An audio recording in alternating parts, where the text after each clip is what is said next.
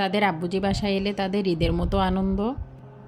আমাদের বাসায় কিন্তু প্রতি বৃহস্পতিবারই ছোট্ট একটা ঈদ হয়ে যায়। সারাটা সপ্তাহ আমরা অপেক্ষা করি এই একটা দিনেরই জন্য।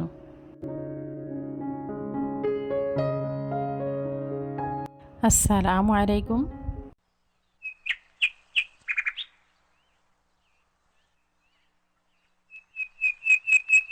সকাল সকাল ঘুম থেকে উঠলেই এই পাখির মিষ্টি ডাকটা শোনা যায়, আর এই ডাকটা শুনলে ফ্রেশ মন নিয়ে শুরু করলাম আমার আজকের দিনটা। আরও একটি নতুন ভিডিওতে আপনাদের স্বাগত জানাচ্ছি। আমি জুই আছি আপনাদের সাথে। আশা করি যে যেখান থেকে দেখছেন সবাই সুস্থ এবং ভালো আছেন। আমিও আছি আলহামদুলিল্লাহ। শুরুতেই একটা লাইক চেয়ে নিচ্ছি। প্লিজ একটা লাইক দিয়ে ভিডিওটি কন্টিনিউ করবেন। সকালে ছোট ছোট কাজগুলো কিন্তু সেরে নিয়েছি। আজকেও রান্নাবান্নার তেমন কোনো ঝামেলা নাই। আর এই যে দুপুরবেলা ফাতিমাকে গোসল করিয়ে জামা কাপড় পরিয়ে দিয়ে তেলটাও মাখিয়ে নিলাম।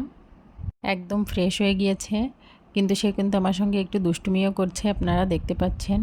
বারবার দূরে চলে যাচ্ছে, ডাকছি তারপরেও আসতে চাচ্ছে না। সে তার দুষ্টুমিতে ব্যস্ত থাকুক, আর আমি এই সুযোগে আমার কাজগুলো সেরে নিই। মেশিনে কাপড়টা দিয়েই কিন্তু ভাত রান্না করে নিয়েছিলাম। ফাতিমাকে গোসলও করিয়ে দিলাম। এই যে একবার ধোয়া হয়ে গিয়েছে, এখন হুইল পাউডারটাও দিয়ে দিব। আর এই 2-3 দিন তো একটানা বৃষ্টি, এজন্যে আর মেশিনে কাপড় চোপড় ধুচ্ছিলাম না। আজকে বাইরে রৌদ্র দেখেই কাপড় চোপড়গুলো মেশিনে দিয়ে দিলাম। গোসল করে নামাজটাও পড়ে নিয়েছি। আর এখন তাদের দুপুরবেলা খাওয়াতে বসেছি। এই যে 3 জনকেই একসাথে খাইয়ে নিচ্ছিলাম।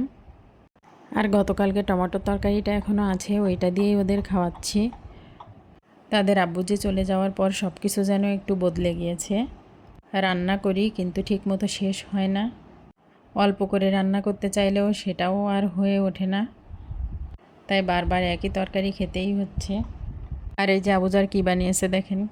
আমি জিজ্ঞেস করলাম এটা কি, ও একদম সোজা বলল গোফ। ছোট মানুষ, মাথায় যখন যা আসে সেটাই করে ফেলে। ওদের এই দুষ্টুমিগুলো দেখে আমিও মজা পাই, তাই আপনাদের সাথেও একটু শেয়ার করা।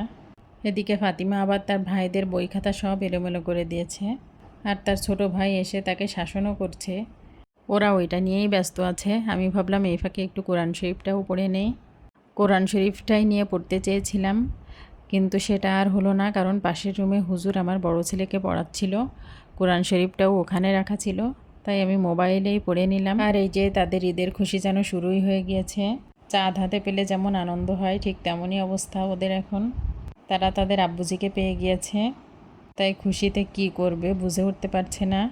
3 জনই কোলে উঠে গিয়েছে। তাদের আর পাইকে আসলে মহা খুশি, আর যাওয়ার সময় আবার শুরু হয়ে যাবে কান্নাকাটি। অনেক কষ্ট হয়ে গেলেও কিন্তু শুধুমাত্র ওদের জন্যই প্রতি সপ্তাহে আসার চেষ্টা করে, কারণ সে চলে যাওয়ার পর তারা অনেক কষ্ট পায়।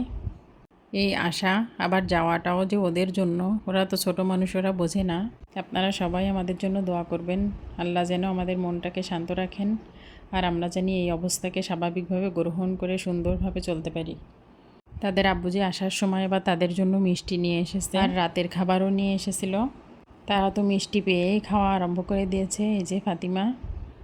আর রাতে খাওয়ার জন্য নিয়ে এসেছিল পরাটা আর গ্রিল। আগেও একদিন বাইরের খাবার খেয়ে আমার প্রচণ্ড গ্যাস হয়েছিল, বমিও হয়েছিল, তাই আজকে যাতে আর কারো এমন সমস্যা না হয় সেই জন্য খাবার আগে একটু লেবুর শরবত করে নিলাম। সবাই মিলে যদি একটু লেবুর শরবত খেয়ে নেই তাহলে ইনশাআল্লাহ পেটের সমস্যা হওয়ার ঝুঁকি কম থাকে। তাদের আব্বুজি নামাজে দাঁড়িয়েছে, আর এই ফাঁকে আমি খাবারগুলো একটু রেডি করে নিচ্ছিলাম।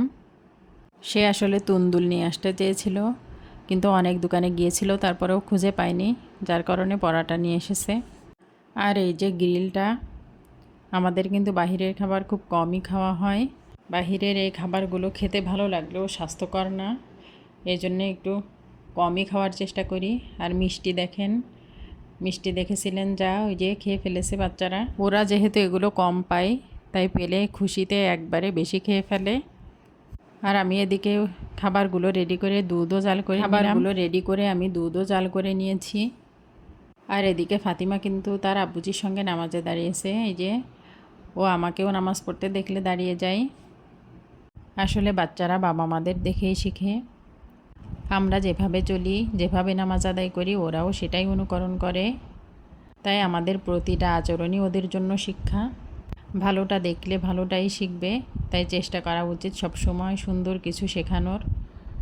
আর এই দৃশ্যগুলো আমার কাছে সত্যিই খুব প্রিয়। ওরা যখন এরকম করে আমি শুধু চুপচাপ দেখতেই থাকি। ফাতিমা কিন্তু আবার নামাজে দাঁড়িয়ে মোনাজাতও করে আর ছোট্ট মুখে আমিনও বলে। আমিন বলার দৃশ্যটা আমার ভীষণ ভালো লাগে। এই ছোট ছোট দৃশ্যগুলোই আসলে আমাদের জীবনের সবচেয়ে বড় শান্তি। যে তারা কিন্তু লেবু শরবত খেয়ে নিচ্ছে সবাই, আর যেহেতু মধু দিয়ে দিয়েছি সবাই খুব মজা করেই খাচ্ছে, মিষ্টি মিষ্টি লাগে। আমরা চিনিটা খুব কমই খাওয়ার চেষ্টা করি, যেখানে না হলেই নয় সেখানে ছাড়া অধিকাংশ সময় মধুই চেষ্টা করি ব্যবহার করার, কারণ চিনিটা নাকি স্বাস্থ্যের জন্য খুবই ক্ষতিকর। আপনারাও পারলে এটা এড়ানোর চেষ্টা করবেন। আর তাদের আব্বুজিয়ার সাথে আমার ডিউটি একটু কমেছে। যে আপনারা যারা ভিডিওটি এ পর্যন্ত দেখলেন কিন্তু লাইক দিতে ভুলে গিয়েছেন, প্লিজ একটা লাইক দিয়ে দিবেন। একটা লাইক দিলে আপনার ক্ষতি হবে না, কিন্তু আমি একটু উপকৃত হব আল্লাহর রহমতে। আজ এ পর্যন্তই। আল্লাহ হাফেজ।